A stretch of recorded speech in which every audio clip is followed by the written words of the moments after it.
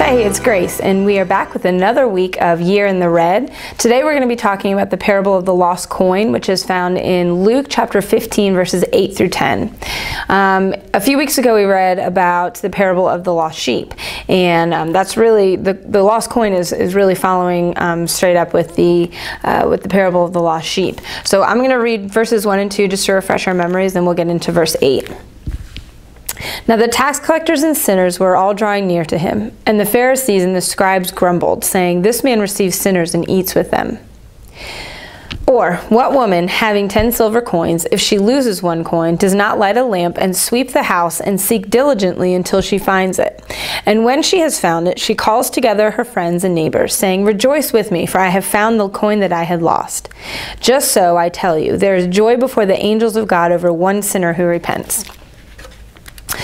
Just to kind of refresh our memory, to set the stage, Jesus is at this point, he is hanging out with the lowest of lows, the tax collectors, the sinners. And in those days, the tax collectors were among the most hated people. They were aligned with the Romans, and so they were employed by the Romans. And basically, the Romans would tell them, listen, this is how much of tax that we need to collect. In order for you to get paid anything, you tax above that. And the people knew that, and so they were some of the most hated people back then. And so Jesus is hanging out with tax collectors, he's hanging out with other sinners, and he's not only hanging out with them, but he's eating with them, and he's inviting them into his house, and they're inviting him to their houses, and they are, I mean, he's actually like living life with these people. And so in verse 2, it says that the Pharisees and the scribes they're mad. They don't understand why he would be associating with people like that.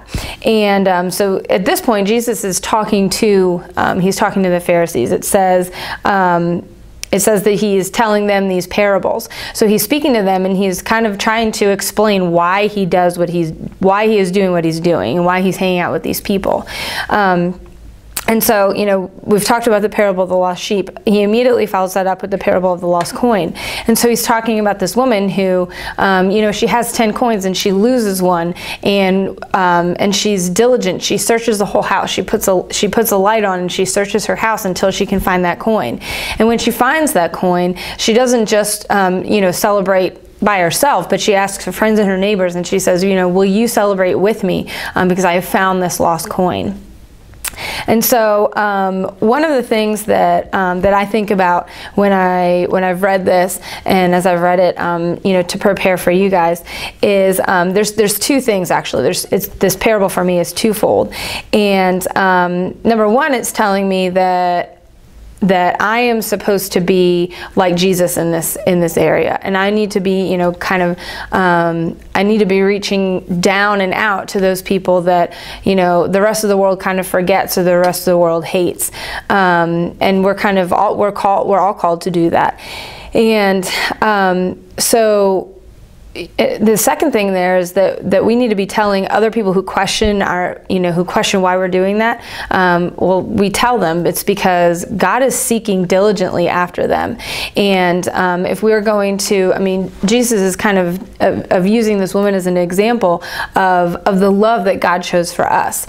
And if you think about that, you think about how much God loves each and every person in this world, and how he's pursuing them. If we're using this woman as a metaphor, as a kind of an example to show the way God seeks after us, she turns on the light. She doesn't stop searching until she finds that lost coin. And so if you think about God doing that for us, even the ones that, you know, have you ever had like a coin that rolled away, or anything small, something that you've lost in your house, and maybe it rolls underneath the couch, and it, you know, hides there for a really long time. I've lost socks underneath the couch and stuff like that. But those things, those small things that we might lose somewhere in our bedroom or wherever, but sometimes they can get to the farthest corner of the house, and you know, I don't know how it happens, it just does. But if you can imagine that as people, if you can imagine those things, and sometimes we will literally try and disappear to the farthest you know, place away from God that we can even imagine. You know, think about yourself, kind of like well, stuck underneath the couch and nobody can see you, or you think nobody can see you, and you think nobody's going to come and find you.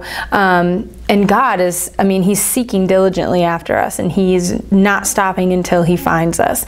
And we get to be a part of that for him and for, you know, the people that are lost. But just kind of to think about that, and to think about how much God actually loves us, that he is going to diligently seek after us and come looking for us until we are found. And then the second part of that is how beautiful it is that that God delights in finding us. And sometimes we don't think about that, you know, but it's saying here that God and the angels are rejoicing when even that one small lost coin is found. And so sometimes we think about ourselves as, you know, well, I'm not that valuable. I'm just, you know, I'm just one person in a sea of 6 billion people. And it's just, I mean, God is promising us here that He cares about you, that, you know, maybe that just one coin. Sometimes you just feel like, I'm just one person. Does he really care about me that much? Yes, he does. He absolutely does. And he is seeking after you. And when he finds you, he rejoices. And so I guess the question to think about today is, you know, are we doing that for other people as well? For those of us that have found Jesus, for those of us that you know, that he has captured us, that he has captured our hearts. Are we associating with the lowest of lows to try and share his message and share that love with other people? Are we reaching out to the tax collectors and the sinners? Or in these days, you know, think about the lowest of human beings, the people that that most of society hates and thinks are, you know, are terrible. God rejoices and delights in those people just as much as he delights in me. And so, you know, immediately I think of the homeless community, or the drug community, and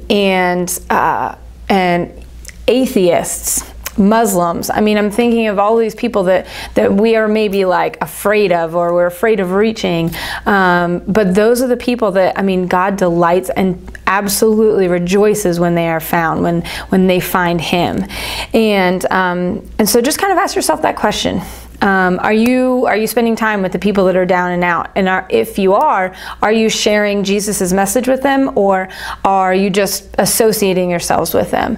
But are you really showing them the love of Christ? And the second thing is, you know, are you rejoicing as much as God is whenever they are found in him, or whenever he finally reaches them, that they finally understand and can feel tangibly the love that he has for them?